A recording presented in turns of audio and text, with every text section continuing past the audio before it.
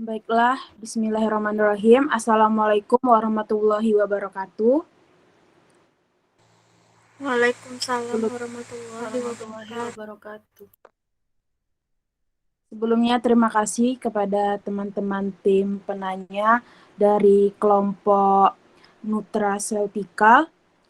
Baiklah, pada hari ini kami akan mempresentasikan hasil diskusi kami, yaitu mereview jurnal tentang nutrikosmetik, di mana di sini terdiri dari saya sendiri, Yori Yunita Sinolingga sebagai moderator dan pemateri, Franz Timanta Ginting sebagai pemateri, Fitri Primawanti sebagai pemateri, Emelina sebagai pemateri, dan Alia Akila sebagai pemateri.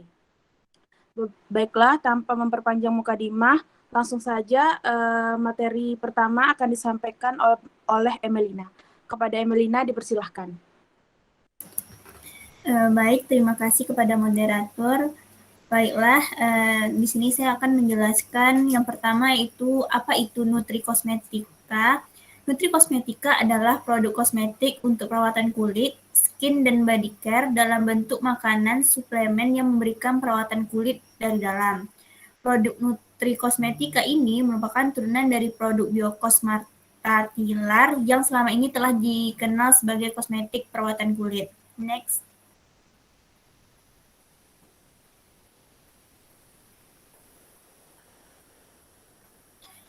Oke, baik. Yang pertama itu di sini yang pertama zat aktifnya itu minyak asiri, di mana jurnal yang kami ambil berjudul Formulasi Sediaan Gel Minyak Asiri Daun Sereh Kimbopogon Citratus sebagai antiseptis tangan. Next.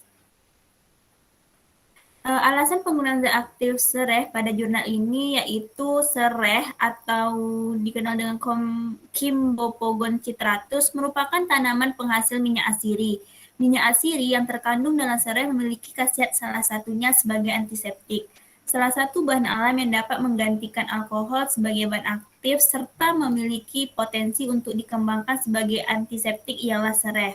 Minyak asiri yang terkandung dalam sereh memiliki khasiat sebagai analgetik, antidepresi, diuretik, deodoran, antipiretik, insektisida, tonik, anti radang, fungisida, antiparasit, antibakteri, dan antiseptik. Next.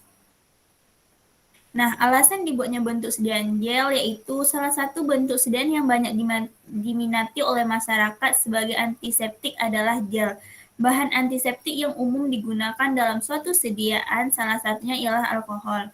Alkohol merupakan senyawa yang mudah terbakar dan pemakaiannya berulang sebagai sediaan pembersih tangan dapat menyebabkan kekeringan dan iritasi pada kulit.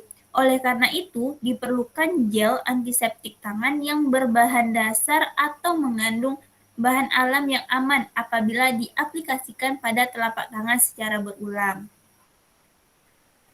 Alat dan bahan terlampir. Next. Oke, untuk metode penelitiannya yaitu jenis penelitian ini ialah penelitian eksperimen laboratorium dengan sampel minyak asiri daun sereh yang dibuat dengan 3 variasi konsentrasi yaitu 5%, 10%, dan 15%. Rata-rata jumlah koloni bakteri dianalisis secara statistik dengan uji one-way ANOVA. Untuk prosedur kerjanya, yang pertama itu pembuatan gel antiseptik. Di sini ada tabel yang pertama yaitu formulasi gel antiseptik minyak asiri daun sereh, di mana komponennya terdiri dari minyak asiri, NaCMC, gliserin, propilen glikol, dan aquades. Next. Cara pembuatan yakni semua bahan yang digunakan ditimbang terlebih dahulu sesuai dengan formulasi. Pembuatan gel antiseptik tangan dari minyak asiri sereh dengan konsentrasi 5% dilakukan dengan cara NaCMC sebanyak 0,25 gram dikembangkan dicampur selin dengan sedikit aquades panas. Kemudian setelah mengembang dilakukan pengadukan secara terus-menerus sehingga terdispersi sempurna dan terbentuk basis gel. Selanjutnya ditambahkan gliserin 1 ml, propilen glikol 0,5 ml, dan sisanya adalah aquades, hingga bobot gel menjadi 10 ml dengan cara terus dilakukan pengadukan hingga terbentuk gel dan ditambahkan minyak asiri dengan konsentrasi 5%. Untuk pembuatan gel dengan konsentrasi 10% dan 15% dilakukan dengan cara yang sama dengan pembuatan gel antiseptik minyak asiri sereh. Setelah itu, ketiga formulasi gel ini disimpan pada tempat yang gelap dan dingin selama semalaman. Yang kedua yaitu sterilisasi alat. Sterilisasi alat dilakukan sebelum semua peralatan digunakan, yaitu dengan cara membungkus semua peralatan dengan aluminium foil, kemudian dimasukkan dalam autoclave pada suhu 121 derajat Celcius dengan tekanan 15 PSI selama 15 menit. Alat yang tidak tahan panas tinggi disterilisasikan dengan alkohol 70%. Next. Yang ketiga yaitu pembuatan media nutrien agar atau disingkat dengan NA. Pembuatan media dilakukan dengan cara bahan-bahan untuk media disiapkan sebanyak 6 gram nutrien agar ditimbang kemudian dilarutkan dengan aquades sebanyak 300 ml dalam Erlenmeyer, kemudian ditutup dengan aluminium foil. Selanjutnya dipanaskan sambil diaduk menggunakan batang pengaduk hingga mendidih. Kemudian disterilkan dalam autoclave pada suhu 121 derajat Celcius dengan tekanan 15 PSI selama 15 menit. Kemudian diulang ke dalam cawan Petri. Untuk evaluasinya ini terdiri dari pertama yaitu pengujian organoleptis, kedua pengujian pH, next. Yang ketiga pengujian homogenitas, yang keempat pengujian daya sebar, yang kelima yaitu pengujian konsistensi. Next. Untuk pengujian antiseptik, yang pertama kontrapositif dan negatif. Telapak tangan dicuci bersih dengan air yang mengalir, kemudian dikeringkan. Dipipet sebanyak 1 ml hand sanitizer Charette atau yang sebagai kontrapositifnya yang ditetesi pada jari telunjuk. Kemudian diratakan secara zigzag di atas media padat atau media Na dan didiamkan selama 1 menit. Selanjutnya media diinkubasi pada suhu 30 derajat Celcius selama 24 jam. Setelah diinkubasi, jumlah koloni bakteri dihitung menggunakan koloni counter. Replikasi dilakukan sebanyak 3 kali ulangan. Untuk kontranegatif dilakukan dengan cara yang sama menggunakan basis gel. Next. Untuk sediaan ujinya, telapak tangan dicuci bersih dengan air yang mengalir, kemudian dikeringkan. Dipipet sebanyak 1 ml gel dengan konsentrasi 5% dan diteteskan pada jari telunjuk. Kemudian diratakan secara zigzag di atas media padat nutrien agar dan didiamkan selama 1 menit. Selanjutnya media diinkubasi pada suhu 30 derajat Celcius selama 24 jam. Next. Nah, untuk hasil dan pembahasannya, hasil ekstraksi dengan cara destilasi uap dan air daun serai sebanyak 3.000 gram dengan pelarut aquades diperoleh rendemen sebesar 0,45%. Nah, untuk di tabel 2 ini adalah hasil pengujian organoleptit gel minyak asiri daun serai, di mana basis gel minyak asiri 5%, 10%, dan 15% ini berbentuk semi padat dengan warna basis gel 5% dan 10% ini berwarna jernih, sedangkan yang 15% agak keruh. Untuk baunya, basis gel tidak berbau dan gel minyak asiri 10-15 berbau khas serai. Untuk tabel 3 itu hasil pengujian pH gel minyak asiri daun serai, di mana basis gel minyak asiri 5%, 10%, dan 15% memiliki pH yang sama yaitu pH 6. Next. Untuk hasil pengujian homogenitas gel minyak asiri daun serai, di mana basis gel minyak asiri 5%, 10%, 15% didapatkan hasilnya itu homogen, tidak ada butiran kasar. Untuk tabel kelima ini yaitu hasil pengujian daya sebar gel minyak asiri daun serai, di mana basis gel ini daya sebarnya 5,1, gel minyak asiri 5%-nya 5,5, begitu juga dengan yang konsentrasi 10%-nya juga 5,5, dan yang terakhir itu yang 15% daya sebarnya adalah 5,4 cm. Next. Untuk hasil pengujian antiseptik ini terlampir. Next.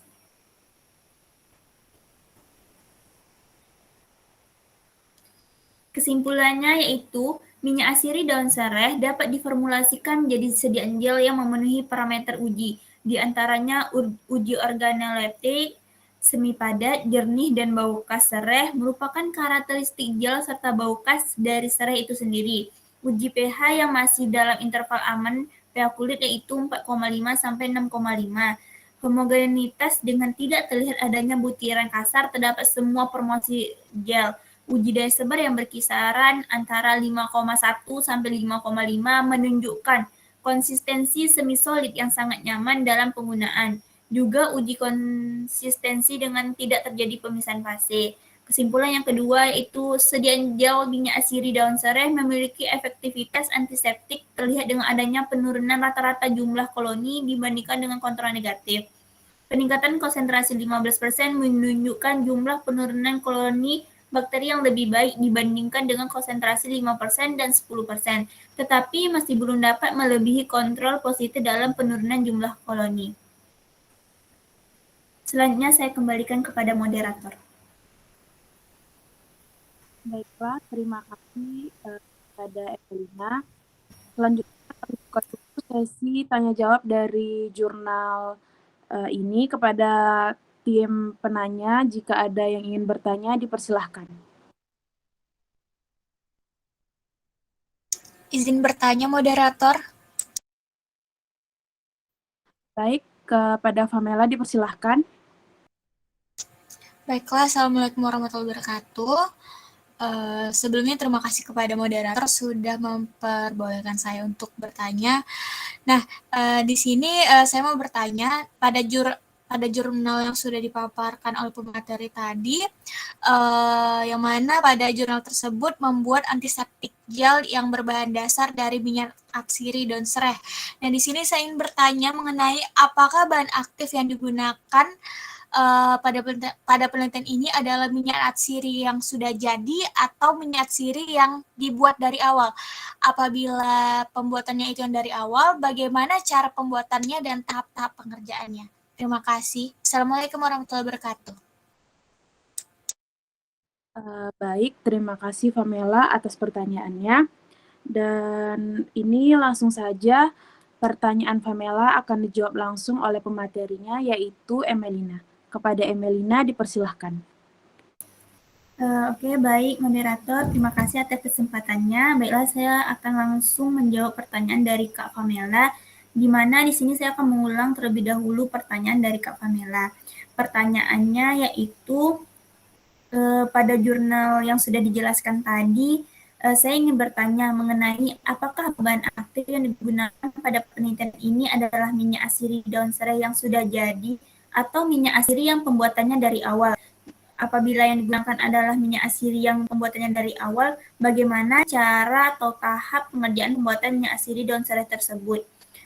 Baik, jawabannya adalah minyak asiri pada jurnal ini adalah minyak asiri yang dibuat dari tahap yang awal, di mana proses pembuatannya itu di sini menggunakan metode ekstraksi yaitu distilasi uap. Prosedur kerjanya itu mula-mula menimbang daun sereh ini sebanyak lebih kurang 200 gram. Kemudian memasukkan daun yang telah ditimbang tersebut pada labu destilasi leher 3 dengan penambahan air sebagai pelarutnya. Kemudian memanaskan air pada labu leher 2 untuk digunakan sebagai pembangkit steam. Proses pemanasan menggunakan heating mantle, kemudian menyalakan pemanas microwave dan mengatur daya microwave sesuai dengan variabel suhu yang diinginkan, dan bersama dengan itu diatur putaran timernya. Menghitung waktu distilasi ini mulai tetes pertama keluar dari kondensor, kemudian mengambil minyak tiap 20 menit dengan mengatur putaran timer microwave-nya. Lalu menghentikan proses setelah 120 menit. Kemudian setelah itu menampung hasil destilatnya dalam corong pemisah dan memisahkan minyak dari air. Kemudian menampung minyak tersebut pada tabung reaksi dan disimpan dalam freezer untuk mendapatkan minyak yang bebas dari air. Kemudian mengambil minyak yang bebas dari kandungan air tersebut, lalu melakukan analisa terhadap minyak yang dihasilkan, kemudian baru bisa kita lakukan evaluasi dan pengujian antiseptik selanjutnya. Sekian dari saya kembalikan kepada moderator. Baiklah, terima kasih Emelina atas jawabannya. Bagaimana Pamela atas jawabannya? Untuk jawabannya sudah cukup jelas dan menurut saya sudah sangat jelas untuk tahap-tahapannya. Baiklah, terima kasih kepada pemateri dan terima kasih kepada moderator. Baiklah, terima kasih Pamela. Langsung saja jurnal kedua yaitu mikroorganisme akan dijelaskan kembali oleh Emelina. Kepada Emelina dipersilahkan. Baik, terima kasih kepada moderator. Baiklah, di sini saya akan melanjutkan penjelasan tentang yang kedua itu zat aktif yang kami ambil yaitu mikroorganisme, di mana judul jurnal yang kami review yaitu formulasi dan uji aktivitas antibakteri gel pembersih tangan ekstrak etanol daun kembang bulan. Next.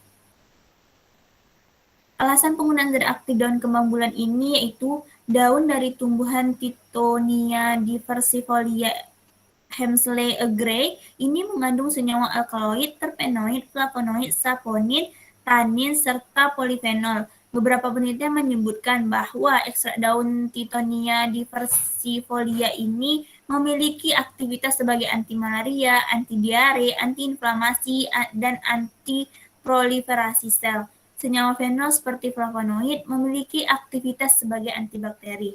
Next. Sebenarnya itu alasan dibuatnya bentuk sediaan gel. Pada kehidupan modern saat ini, masyarakat memiliki kecenderungan untuk menggunakan produk antiseptik yang praktis dan efektif untuk mencegah penyakit infeksi dan menjaga kesehatan tubuh. Salah satu bentuk produk pembersih tangan yang dapat dikembangkan itu produk berupa gel pembersih tangan yang dapat digunakan tanpa memerlukan air atau yang dikenal dengan nama hand sanitizer. Next. Alat dan bahan ini terlampir. Prosedur kerjanya ini meliputi yang pertama, preparasi ekstrak etanol daun Tithonia diversifolia Hemsley agree. Di mana cara kerjanya itu sampah yang akan digunakan pada penelitian ini adalah daun kembang bulan yang diambil di daerah Lubuk Batak Kucing, Kota Padang Panjang, Sumatera Barat. Sebanyak lebih kurang 2,5 kg simplicia daun yang telah dibersihkan, kemudian dikeringkan angin sehingga didapatkan simplicia kering. Simplicia kering sebanyak 600 gram dimaserasi dengan etanol 70% selama 3 hari dengan perbandingan 1:5. Maserat disaring lalu dilakukan remaserasi sebanyak 3 kali. Hasil maserasi tersebut kemudian dipekatkan dengan rotary evaporator sehingga diperoleh ekstrak kental. Selanjutnya ekstrak dikarakterisasi dengan menggunakan beberapa pengujian meliputi. Yang pertama, uji pemeriksaan fisik, uji fitokimia yaitu flavonoid, fenol, saponin, terpenoid, steroid, dan alkaloid. Yang ketiga, susuk pengeringan. Yang keempat, kadar abu. Yang kelima, kelarutan. Dan yang terakhir yaitu pH. Next. Nah, untuk yang kedua itu pembuatan gel pembersih tangan ekstrak etanol daun kembang bulan, yaitu di mana di sini ada tabel formula sediaan gel ekstrak etanol Tithonia diversifolia Hemsley agree. Untuk formulanya ini terlampir. Next. Untuk ketiga itu uji efektivitas gel pembersih tangan ekstrak etanol daun Tithonia diversifolia Hemsley agree ini di mana gel pembersih tangan yang dihasilkan diuji efektivitasnya sebagai antiseptik dengan metode well diffusion atau difusi sumuran. Next. Hasil dan pembahasan. Hasil dan pengujian karakterisasi ekstrak etanol daun Tithonia diversifolia Hemsley agree ini berdasarkan hasil pemeriksaan fitokimia diperoleh hasil yaitu ekstrak etanol daun kembang bulan mengandung metabolit sekunder fenolik, flavonoid, dan saponin. Kandungan senyawa dalam ekstrak mempengaruhi aktivitas antibakteri yang dihasilkan. Kemudian hasil pemeriksaan susut pengeringannya adalah 10,02%, kadar abunya 3,11%, dan pH-nya 5,35. Yang ketiga itu hasil uji kelarutan ekstrak menunjukkan bahwa ekstrak sangat suka larut dalam air, mudah larut dalam etanol 96%, dan larut dalam propilen glikol. Selanjutnya saya kembalikan kepada moderator. Baiklah, terima kasih Emelina. materi selanjutnya akan disampaikan oleh Fitri Primawanti. Kepada Fitri, dipersilakan. Baik, terima kasih kepada moderator. Selanjutnya, ini adalah tabel hasil uji karakterisasi ekstrak etanol daun Tithonia diversifolia Hemsley Agrey. Ini terlampir. Next. Selanjutnya ada hasil evaluasi sifat fisik dan efektivitas gel pembersih tangan ekstrak etanol daun Tithonia diversifolia Hemsley Agrey. Next. Nah, hasil uji aktivitas antibakteri gel pembersih tangan ekstrak etanol ini menggunakan metode difusi agar dengan cara pembuatan sumuran pada media yang telah memadat. Metode ini dipilih agar jumlah sediaan yang diujikan pada setiap formula tersebut memiliki jumlah yang sama, yaitu sebesar lebih kurang 50 mg. Hasil pengujian aktivitas antibakteri formulasi gel ekstrak etanol daun kembang bulan menunjukkan bahwa formula 3 menghasilkan diameter daya hambat paling besar, yakni sebesar 35,19 mm. Formula 3 juga menunjukkan aktivitas antibakteri yang lebih besar dibanding pembanding, yaitu 11,04 mm. Next. Nah, analisa ANOVA satu arah. Berdasarkan hasil analisa statistik ANOVA satu arah, terdapat perbedaan yang bermakna terhadap diameter daya hambat dari berbagai formula gel pembersih tangan ekstrak etanol daun kembang bulan beserta pembanding P kurang dari 0,05. Next. Jadi kesimpulan dari jurnal ini adalah, dari penelitian yang telah dilakukan, dapat disimpulkan berdasarkan sifat fisik ekstrak etanol daun kembang bulan, dapat diformulasikan dalam bentuk gel pembersih tangan. Pada uji aktivitas antibakteri formula gel pembersih tangan, ekstrak etanol daun kembang bulan yang paling kuat adalah formula 3. Konsentrasi ekstrak 6% dengan memberikan daya hambat sebesar 35,19 mm. Baiklah, selanjutnya saya kembalikan kepada moderator. Baiklah, terima kasih Emelina dan Fitri atas penjelasan dari jurnal kedua. Apakah dari tim penanya ada yang ingin bertanya? Izin bertanya, moderator.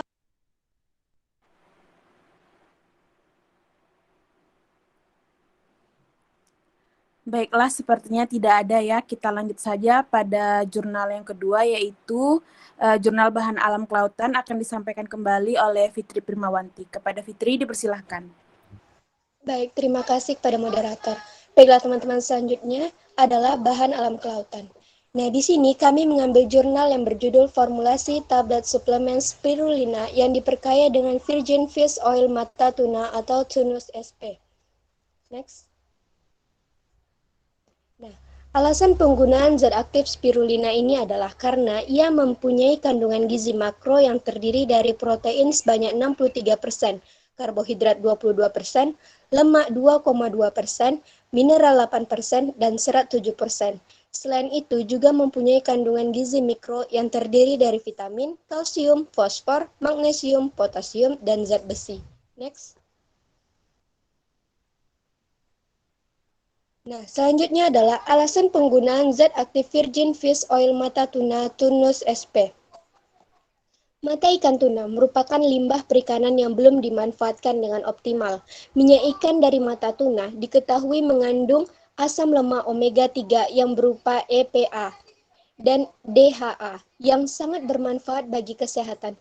Menurut Ousalu 2015, kandungan EPA dan DHA pada minyak ikan tuna yaitu 9,86% dan 17,41%.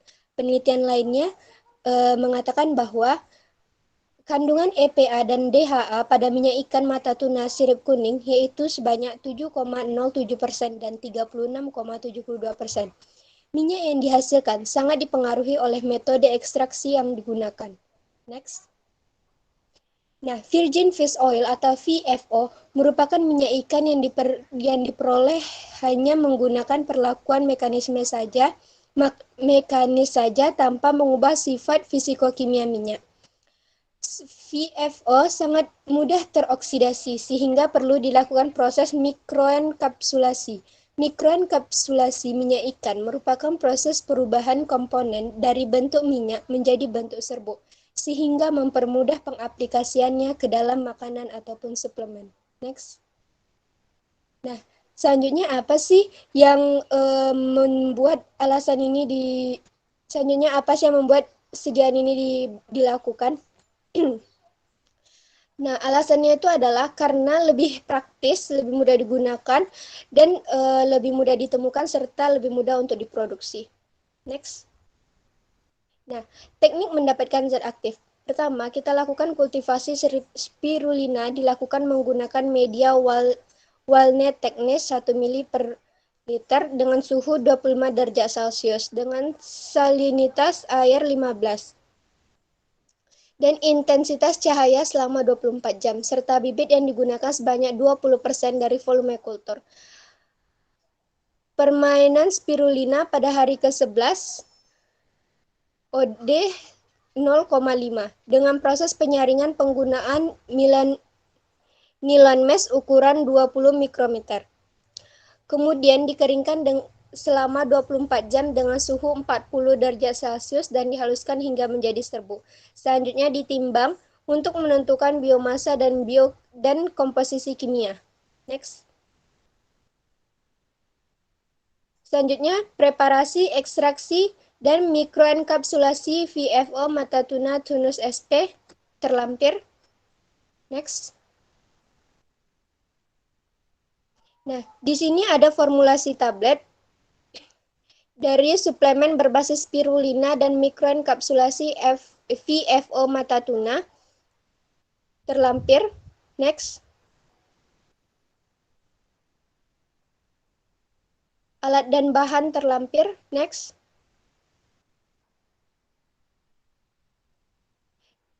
Nah, selanjutnya adalah hasil. Di sini adalah hasil dari karakteristik tablet suplemen. Bisa dilihat ada P1, P2, dan P3-nya. Next.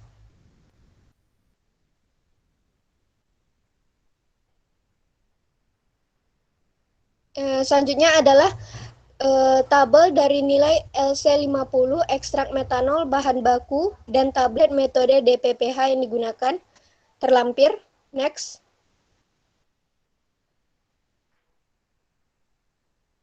Nah, pembahasan pertama ada karakteristik fisik tablet. Nah, berdasarkan karakteristik fisik tabletnya, hasil dari evaluasi karakteristik fisik formula tablet yang telah memenuhi persyaratan mutu tablet ini telah sesuai dengan yang ditetapkan oleh Depkes 1995. Nah, kemudian keseragaman bobot dan ukuran tablet menunjukkan bahwa perbedaan perlakuan rasio spirulina dan mikrokapsul VFO mata tuna tidak berpengaruh terhadap keseragaman bobot dan ukuran tablet. Next. Nah, untuk kekerasan dan kerapuhan tablet, ini menggunakan Duncan yang menunjukkan bahwa kekerasan tablet pada masing-masing perlakuan saling berbeda, nyata, satu sama lain. Perbedaan kekerasan tablet tersebut juga akan mempengaruhi persen dari kerapuhan tablet itu sendiri, sehingga diduga karena adanya perbedaan dari sifat spirulina dan mikroenkapsula VFO sebagai bahan pembuatan tablet, semakin kekerasan tablet, maka ikatan antar partikel penyusun tablet semakin kuat, sehingga kerapuhannya pun juga semakin kecil. Jadi faktor mempengaruhi kerapuhan tablet itu yaitu adalah kekerasan tablet, waktu hancur, dan jenis bahan pengikat yang digunakan. Next. Untuk waktu hancurnya sendiri adalah terbilang cukup lebih cepat, yaitu sekitar 11 menit 37 detik. Hal ini menyebabkan tablet P3 memiliki kekerasan tablet yang lebih rendah, nilai kerapuhan dalam persennya yang lebih tinggi dibanding dengan P1 dan P2. Karena formula tablet yang memiliki nilai kekerasan yang lebih tinggi menghasilkan waktu hancur yang lebih lama pula. Next. Selanjutnya ada aktivitas antioksidan. Nah, perbedaan rasio spirulina dan mikroenkapsulasi VFO mata tuna berdasarkan analisis ragam berpengaruh nyata. P kurang dari 0,05 terhadap aktivitas antioksidan tablet.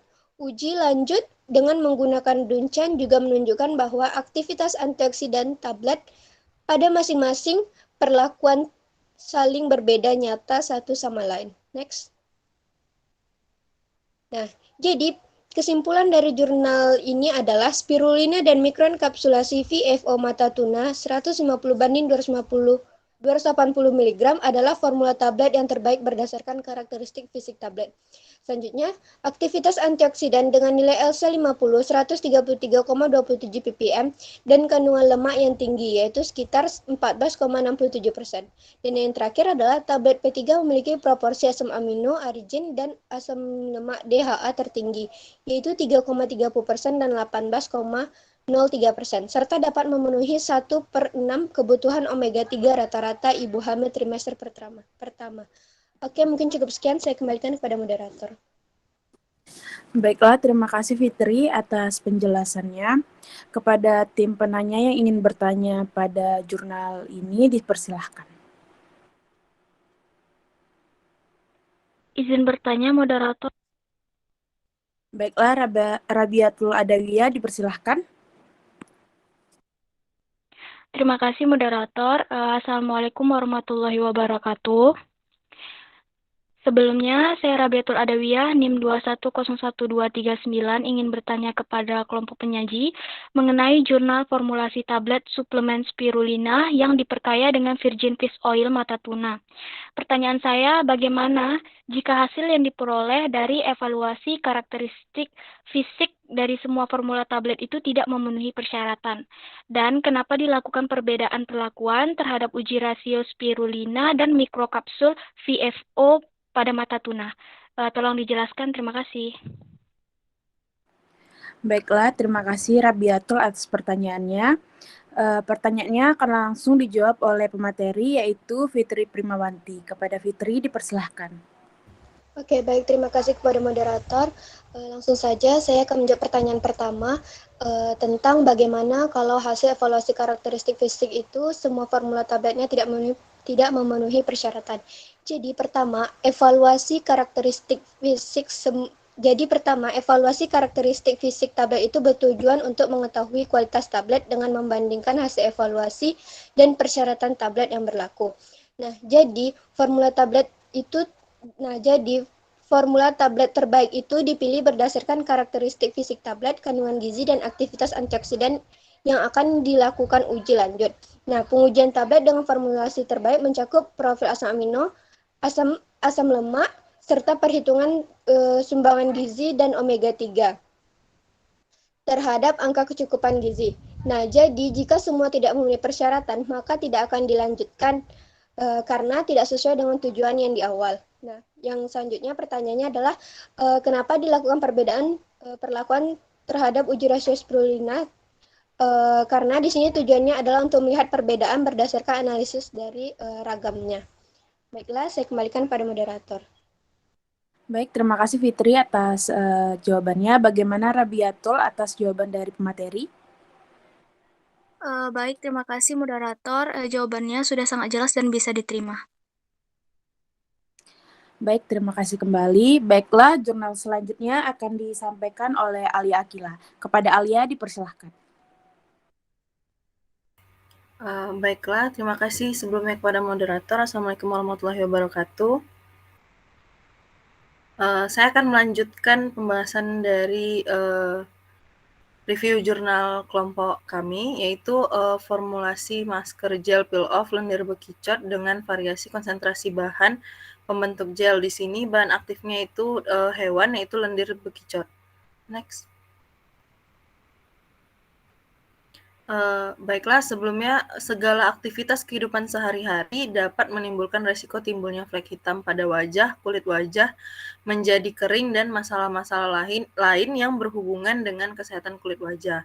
Salah satu bentuk kosmetik yang digunakan untuk memelihara kesehatan kulit adalah masker gel peel-off.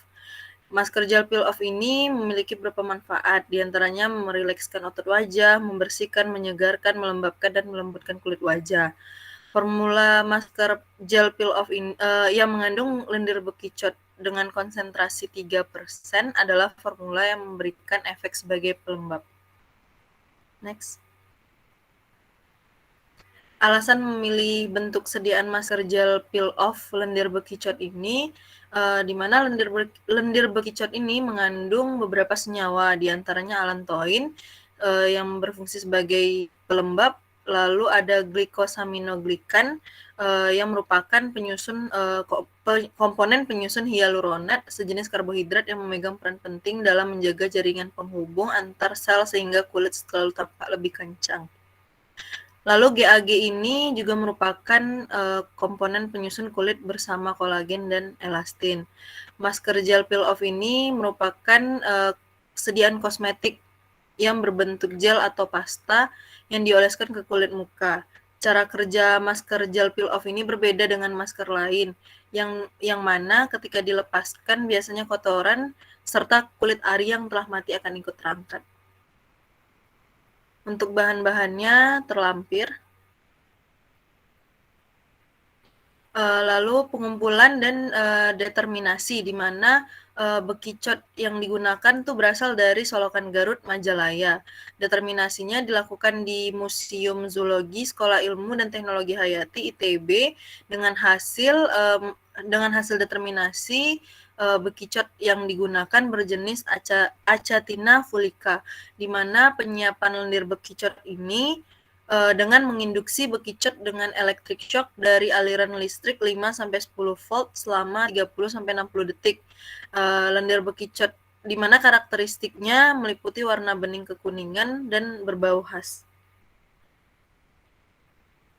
Lalu orientasi dan evaluasi basis. Untuk orientasi basisnya dibuat 6 formula dengan berbagai variasi konsentrasi PVA dan HPC sebagai jaling agen. PVA ini digunakan untuk membuat gel kering secara cepat, sedangkan HPC ini dapat menghasilkan gel yang jernih, bersifat netral, viskositas stabil, dan resisten terhadap pertumbuhan mikroba. Lalu untuk evaluasi basis, dari ke-6 basis tadi terjadi perbedaan konsistensi. Semakin besar variasi konsentrasi dari PVA dan HPC, maka semakin kental pula konsistensi dari sediaannya. Dan berdasarkan evaluasi, formula F4 yang merupakan formula basis terbaik karena menghasilkan masker gel peel-off yang homogen. Lalu untuk formulasi sediaan masker gel peel-off terlampir. Lanjut. Next. Lalu untuk evaluasi dari sediaan maskernya meliputi pengamatan organoleptis, homogenitas, kecepatan waktu pengeringan, kemampuan menyebar, pH sediaan, viskositas, serta pengujian aktivitas kelembapan. Yang pertama itu pengujian kemampuan menyebar. Daya sebar gel yang baik yaitu antara 5-7 cm. Dan pada pengujian ini didapatkan hasil dari kedua formulasi memiliki kemampuan menyebar yang tidak memenuhi persyaratan. Lalu pengujian kecepatan pengeringan, di mana kecepatan pengeringan masker gel peel-off yang baik yaitu antara 15-30 menit. Sedangkan pada pengujian dari kedua formulasi tidak memenuhi persyaratan waktu kering yang baik. Next.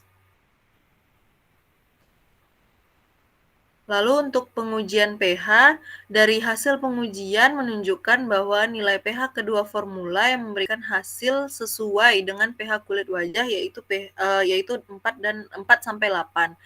Lalu untuk pengujian viskositas, di mana pengujian viskositas ini merupakan faktor penting karena dapat mempengaruhi parameter daya sebar dan pelepasan zat aktif. Selain itu, viskositas yang optimum akan mampu menahan zat aktif tetap terdispersi dalam basis gel dan meningkatkan konsistensi gel tersebut. Namun dari hasil yang didapat dari kedua formulasi memiliki viskositas yang cukup tinggi sebagai masker gel peel-off. Untuk pengujian aktivitas kelembapan, di sini menggunakan alat skin detector yang ditempelkan pada permukaan kulit. Lanjut.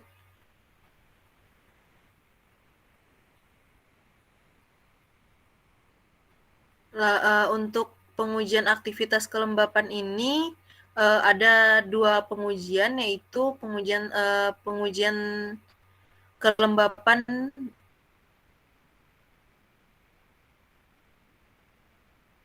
terhadap pergelangan tangan pada konsentrasi 3% dan 6%, di mana didapat hasil yang tidak terjadi perbedaan signifikan antara basis dan kedua formula sediaan. Next.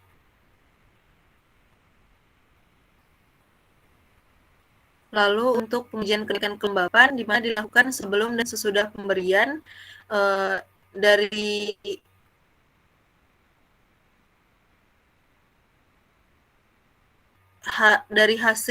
pengujian didapat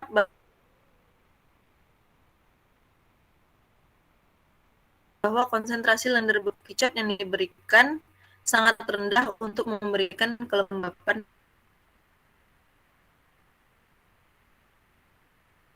pada kulit.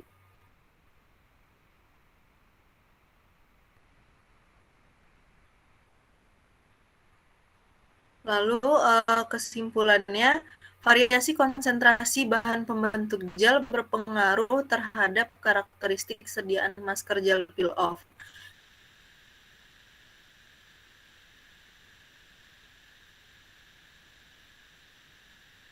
Visi dan sediaan masker gel peel-off yang mengandung Lindbergh-Picot 3% dan 6% memiliki aktivitas dalam meningkatkan kelembapan kulit yang signifikan secara statistik pada uji terhadap 5 orang panelis. Baiklah, sekian dari presentasi saya kembalikan kepada moderator. Baiklah, terima kasih Alia Akila atas pemaparan materinya. Baiklah, kepada tim penanya yang ingin bertanya kepada kelompok penyaji, dipersilahkan. Izin bertanya, moderator. Iya, baik, Miftah, dipersilahkan. Terima kasih. Assalamualaikum warahmatullahi wabarakatuh. Saya Miftah Cahaya Kusuma Damayanti dari kelompok nutraceutical ingin bertanya kepada kelompok penyaji, yaitu pada jurnal formulasi ini, gel peel-off Lindbergh-Picot ada pengujian aktivitas kelembapan. Jadi bagaimana cara pengujian aktivitas kelembapan itu dilakukan, dan pada sediaan masker peel-off, apakah ada parameter tersendiri selain dengan membandingkan formula uji dengan produk yang telah beredar? Terima kasih. Oke, baiklah. Terima kasih Miftah atas pertanyaannya. Jawaban dari pertanyaan Miftah akan disampaikan langsung oleh tim pemateri, yaitu Alia Akila. Kepada Alia Akila, dipersilahkan.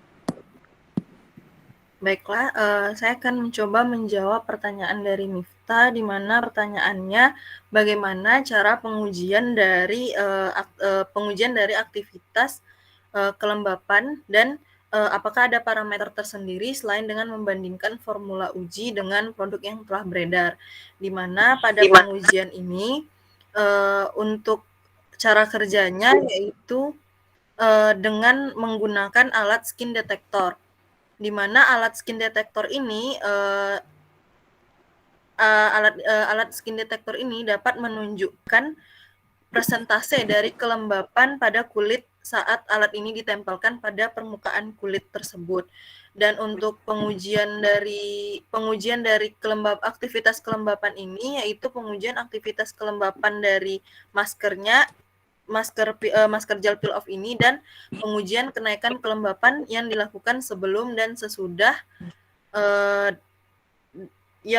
sesudah pemberian masker gel peel-off pada pergelangan kelima panelis, di mana pada pengujian ini tidak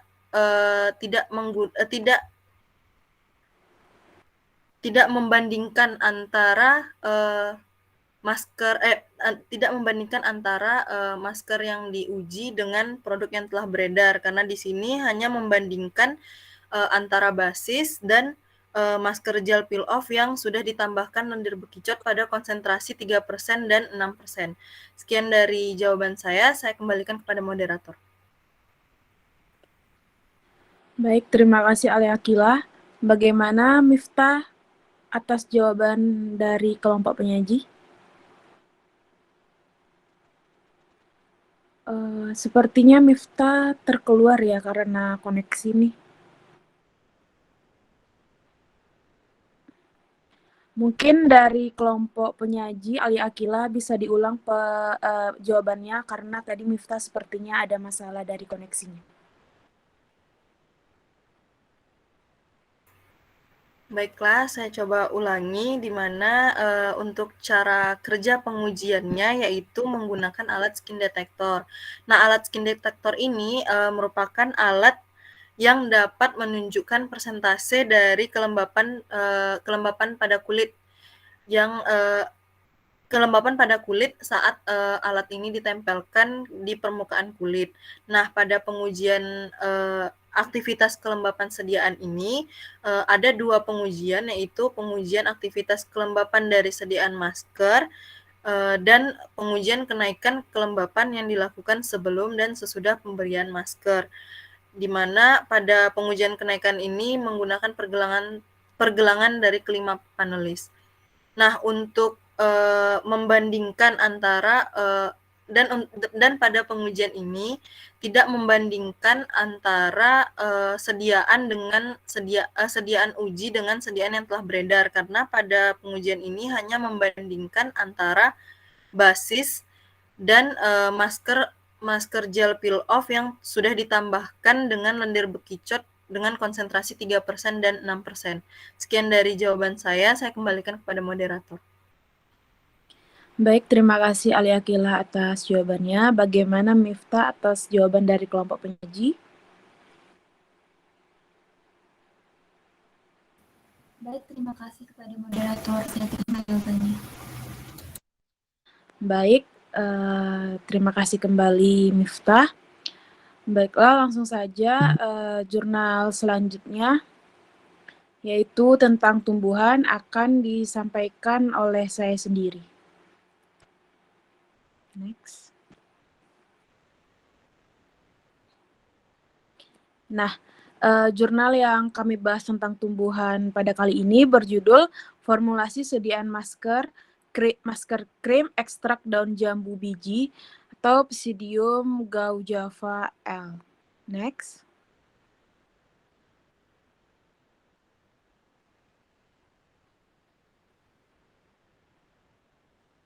Nah, alasan penggunaan zat aktif yaitu daun jambu biji karena merupakan salah satu tumbuhan Indonesia yang memiliki potensi untuk menghasilkan zat antioksidan alami adalah daun jambu biji yang mengandung flavonoid serta salah satu dari bahan alami. Pelembab alami adalah daun jambu biji yang memiliki kandungan astrigen yang dapat meningkatkan kualitas tekstur kulit. Next.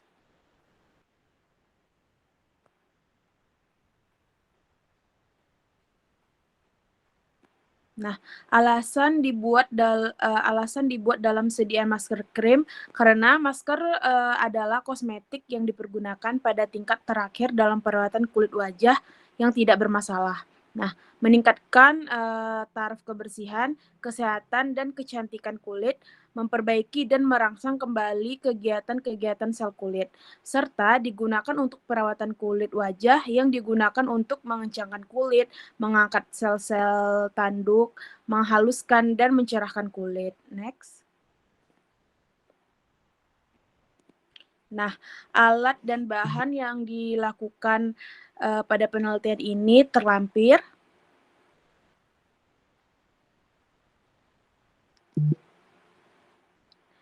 Nah, metode penelitian ini menggunakan metode penelitian eksperimental laboratorium di mana dibuat dasar krim sebanyak 100 gram untuk pembuatan formula krim wajah, ekstrak daun jambu biji dengan konsentrasi 1%, 3%, 5%, dan blanko, serta masing-masing formula dibuat sebanyak 25 gram. Next. Nah, prosedur kerja yaitu proses pembuatan ekstrak daun jambu biji ini meliputi disiapkannya alat dan bahan yang akan digunakan, ditimbang daun jambu biji kering sebanyak 1 kg, kemudian dimasukkan ke dalam toples kaca Selanjutnya ditambahkan etanol 70% hingga sampai terendam sempurna. Ditutup toples dengan lakban hitam yang sebelumnya diberi aluminium foil. Lalu dilakukan ekstraksi secara meserasi selama 3 kali 24 jam pada suhu kamar yang terlindung dari cahaya matahari sambil diaduk secara berkala. Lalu dilakukan penyaringan setelah 3 kali 24 jam, disaring menggunakan kain flanel. Selanjutnya di rotavapor dengan suhu 50 sampai 70 derajat. Next, yaitu formulasi dasar pembuatan krim terlampir. Next. Nah, untuk formulasi ekstrak daun jambu biji ini ada yang berkonsentrasi 1%, 3%, dan 5% serta blanko terlampir. Next.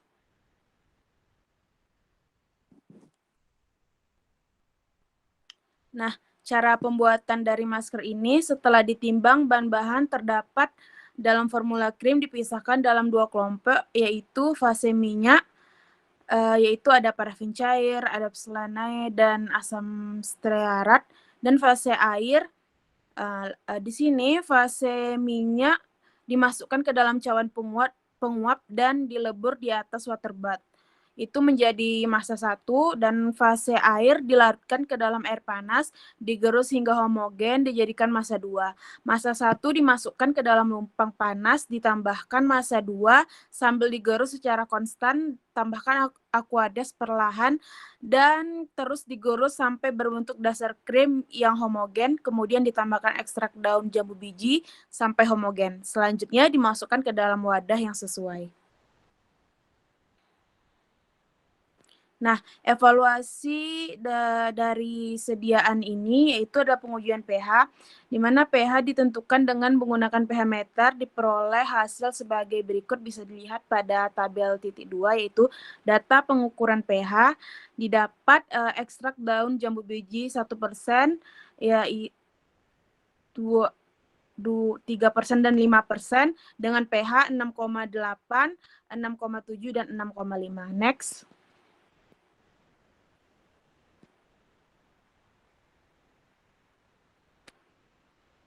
Nah, selanjutnya pengujian homogenitas. Pengamatan homogenitas dapat dilakukan dengan mengoleskan sediaan pada sekeping kaca atau bahan transparan lainnya. Lalu diratakan. Jika tidak ada butiran-butiran, maka sediaan tersebut dikatakan homogen. Nah, dari percobaan yang telah dilakukan pada sediaan masker krim ekstrak daun jambu biji ini, tidak diperoleh butiran-butiran, maka sediaan tersebut dikatakan homogen. Next.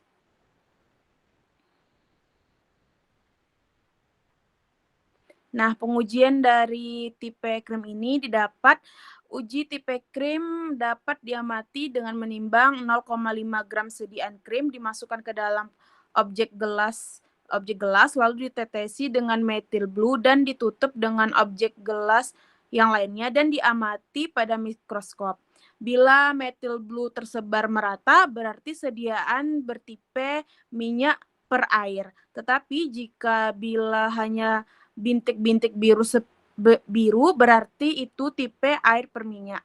Nah, tipe minyak per air ini yaitu minyak terdispersi di dalam air. Biasanya digunakan untuk pembuatan kosmetik untuk membersihkan atau melembabkan kulit.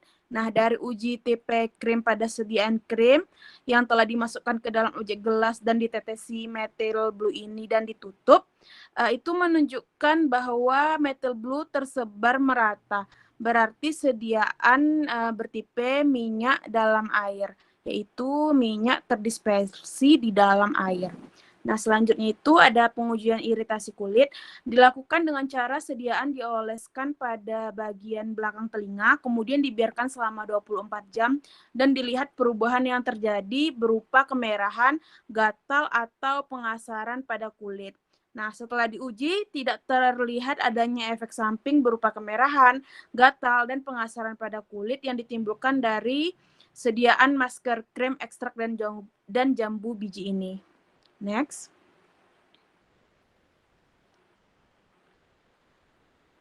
Nah, kesimpulannya, daun jambu biji ini dapat diformulasikan ke dalam bentuk sediaan krim dengan tipe emulsi minyak terdispersi ke dalam air atau minyak per air.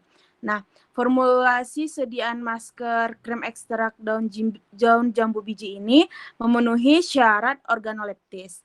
Formulasi sediaan masker krim daun jambu biji ini juga memenuhi pada uji homogenitas. Dan formulasi sediaan masker ekstrak daun jambu biji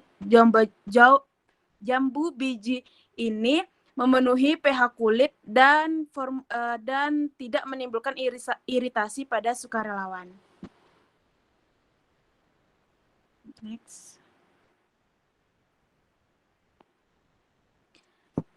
Baiklah, demikianlah review jurnal dari tumbuhan. Kepada tim penanya yang ingin bertanya kepada kelompok penyaji, dipersilahkan. Izin bertanya, Kak. Baik, silakan Anisya Rahmi. Baiklah, terima kasih. Saya mau bertanya, di sini apa kekurangan dan kelebihan dari masker jambu biji? Terus, apakah masker dari jambu biji ini bisa dibuat menjadi masker peel-off? Terima kasih. Baik, terima kasih Anisya Rahmi atas pertanyaannya. Pertanyaan Anisya Rahmi akan dijawab langsung oleh saya. Baiklah, saya akan mengulang pertanyaan dari Anisya Rahmi ini, di mana yaitu apa kelebihan dan kekurangan dari masker jambu biji ini dan apakah jambu biji ini dapat dibuat formulasi menjadi masker peel-off. Baiklah, langsung saja, kelebihan dari masker jambu biji ini yaitu dapat mengencangkan kulit wajah.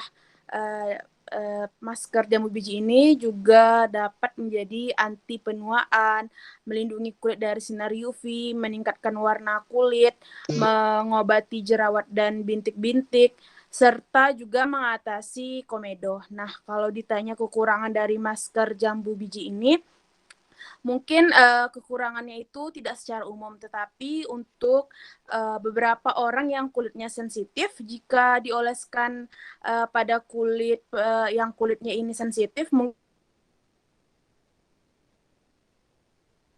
pada penderita eksim. Pada penderita eksim ini juga seperti itu, yaitu jika dioleskan masker jambu biji ini dapat memperburuk eksimnya yang menyebabkan kulitnya juga bertambah iritasi. Tetapi kekurangan dari masker jambu biji ini hanya pada sebagian orang yang mungkin kulitnya itu sensitif. Nah, pertanyaan kedua, apakah formulasi masker ini bisa dijadikan menjadi masker peel-off? Jawabannya bisa. Nah, dapat dilihat juga sudah ada beberapa masker peel-off yang sudah beredar dan memiliki izin BPOM, yaitu salah satu contohnya itu merek Giselle Beauty. Ya, di situ ada masker peel-off dari jambu biji ini. Berikut demikianlah jawaban dari kelompok penyaji. Bagaimana Anisya Rahmi atas jawabannya? Baik, terima kasih Kak ya. Oke, sama-sama Anisya. Baiklah, langsung saja jurnal terakhir yaitu mineral akan disampaikan oleh Frans Timanta Ginting. Kepada Frans dipersilahkan. Baik, terima kasih kepada moderator. Baik, saya akan menjelaskan bagaimana salah satu jurnal ya yang mencakup sediaan mineral, di mana formulasinya itu yaitu jurnalnya formulasi gel repelan minyak atsiri, tanaman akar wangi, atau bahasa latinnya itu Pativera jeginatsi, di mana dioptimasi dalam komposisi karbapol 3% berat per volume dan dikurang propilen glikol. Okay, next.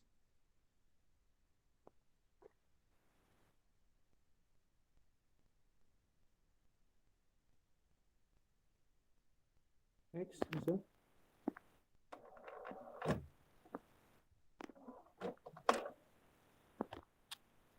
Oke, di mana pendahuluannya itu Indonesia adalah negara yang berada di daerah tropis, sehingga merupakan daerah endemik bagi penyakit-penyakit yang diperantarai penyebarannya oleh nyamuk seperti demam berdarah, malaria, dan filariasis.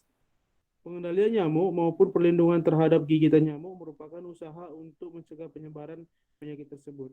Sebagai upaya pencegahan terhadap gigitan nyamuk, selain digunakan pembasmi nyamuk baik dalam bentuk semprotan atau obat nyamuk bakar, sediaan dalam bentuk repelan juga praktis digunakan dengan cara diaplikasikan pada permukaan kulit tubuh.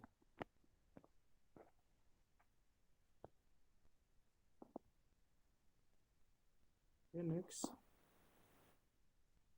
Nah, apa itu gel repelan? Gel repelan itu merupakan sebuah produk berbentuk gel untuk kulit ya, yang diformulasi dalam bahan-bahan kimia yang mempunyai kemampuan untuk menjauhkan serangga dari manusia, sehingga dapat dihindari gigitan serangga atau gangguan oleh serangga terhadap manusia tersebut. Nah, mengapa alasan memilih sediaan gel repelan untuk dari minyak atsiri akar wangi ini untuk diuji dalam mengiritasi ataupun daya uji sebarnya? Itu di mana tanaman ini diketahui mempunyai daya repelan dengan akar minyak wangi ya, di mana minyak atsiri dari tanaman ini mampu menolak serangga nyamuk Aedes albopictus dengan durasi 1 jam dalam konsentrasi 20%.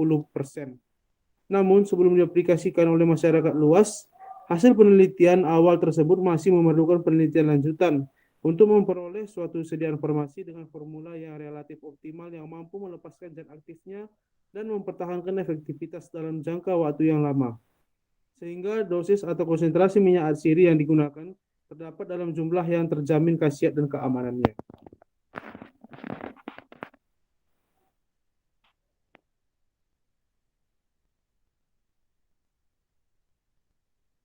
Okay, next.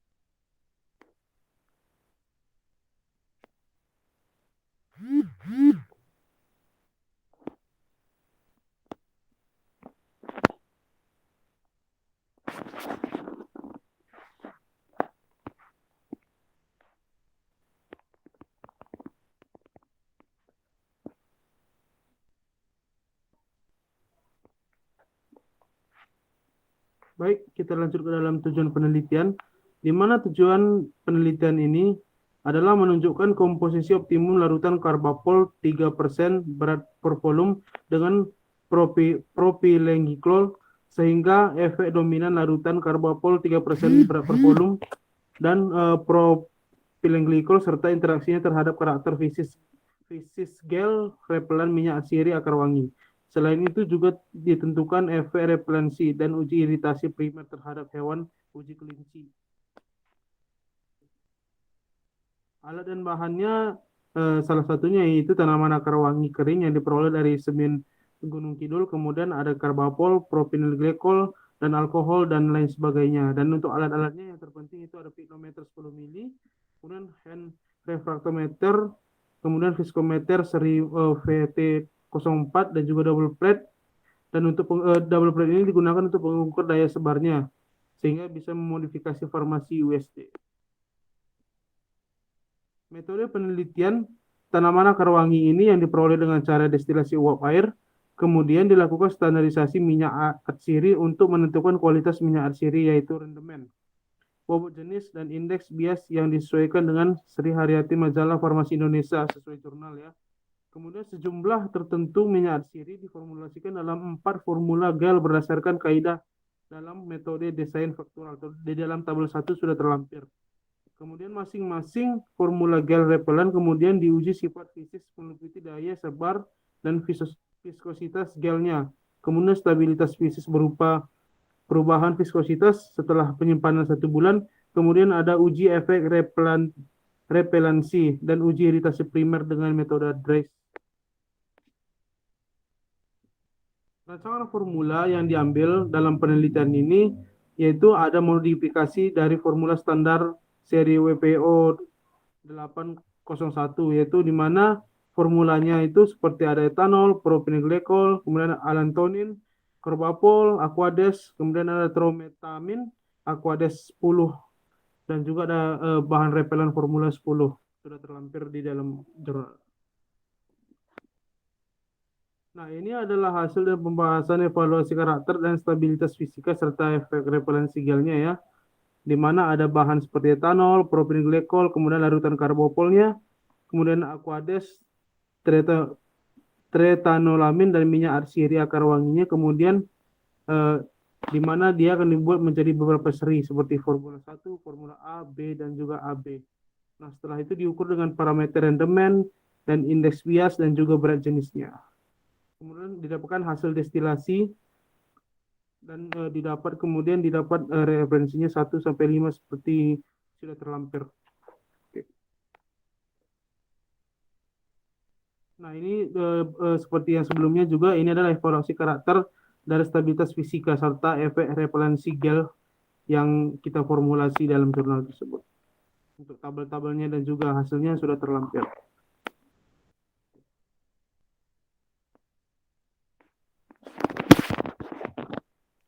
Kemudian di mana evaluasi terhadap keamanan gel.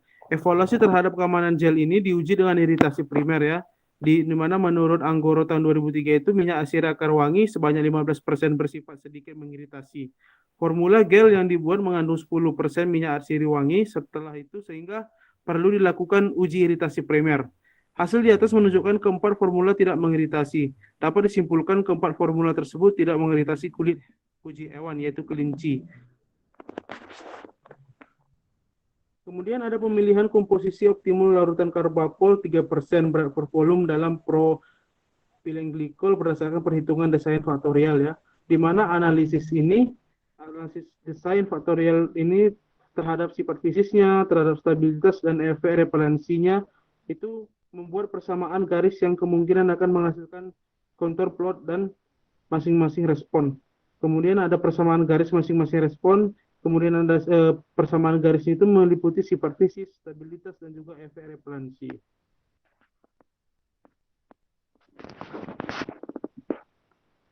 Nah, kemudian ini adalah hasil dari persamaan garis itu, di mana persamaan pada tabel 4 itu dibuat counterplot ya di gambar 1. Kemudian daerah arsiran itu menunjukkan sifat dan dikehendaki untuk masing-masing respon dari daya sebarnya dan juga respon dari sifat stabilitasnya terlampir di dalam gambar ini. Oke, next.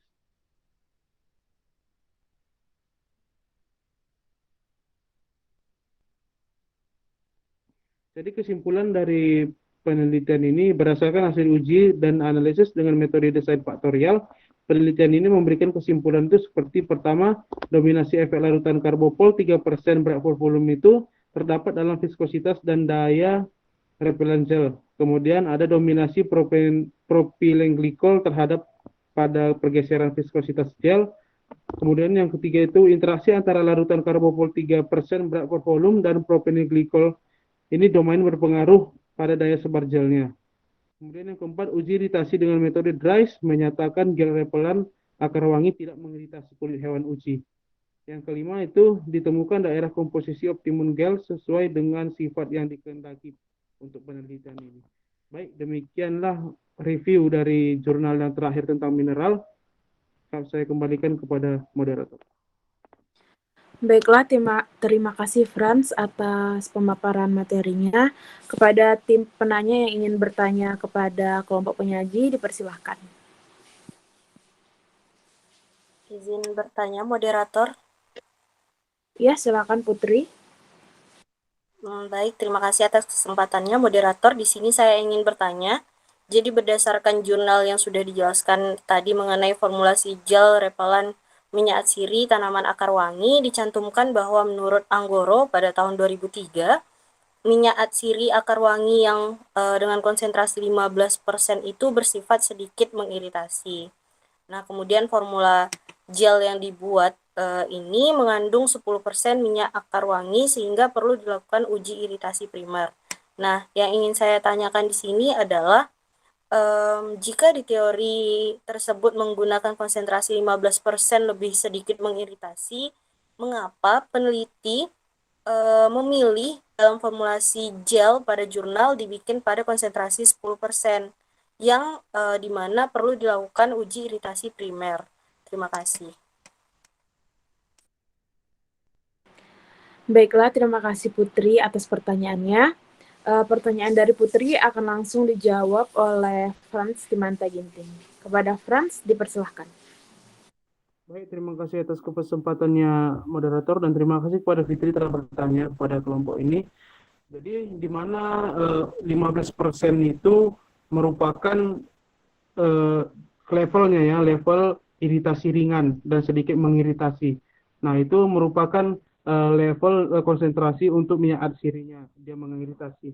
Sebenarnya iritasi primer itu dilakukan itu untuk adanya respon lokal kulit yang terjadi karena adanya suatu reaksi kulit terhadap zat kimia, misalnya alkali kuat, asam kuat, pelarut, dan deterjen. Nah, ini biasanya iritasi primer ini langsung dilakukan di kulit ya, biar ada apakah ada efek apa enggak gitu. Jadi uji iritasi ini dilakukan untuk mengetahui apakah efek iritasi dari sediaan gel itu yang dapat digunakan kulit apakah aman atau tidak, apakah nanti terjadi penyakit atau terjadi suatu hal yang tidak dikehendaki di di kulitnya gitu. Jadi kan berdasarkan kesimpulan kan tadi ada 15% nih. Jadi 15% ini itu sedikit mengiritasi. Nah, jadi penelitian menurunkan konsentrasinya apakah di antara 14%, 13%, 12%, 11%, atau 10%, apakah juga mengiritasi. Jadi kesimpulannya mungkin di level 10% tidak ada lagi sifat iritasi, sehingga disimpulkan di konsentrasi 10% tidak teriritasi lagi untuk minyak atsiri ini. Jadi dia memang 15% tadi teriritasi. Jadi peneliti menurunkan konsentrasinya. Jadi ada pengaruh nih dari konsentrasi tersebut bisa berpengaruh iritasi apa tidak. Begitu. Jadi dapat kita simpulkan setelah diturunkan dari 15% yang tadinya sedikit mengiritasi, diturunkan oleh peneliti ke 10%, maka tidak mengiritasi lagi. Jadi bisa disimpulkan bahwa formula ini sebenarnya 10% lah memang rentangnya, sehingga efek keamanan dari obat ini bisa dipakai nanti. Jadi keamanannya itu bagus, tidak mengiritasi di level 10%. Begitu kira-kira jawabannya. Saya kembalikan ke moderator. Terima kasih. Baik, terima kasih Franz atas jawabannya. Bagaimana Putri atas jawaban dari kelompok penyaji? Baik, terima kasih. Sangat sudah jelas.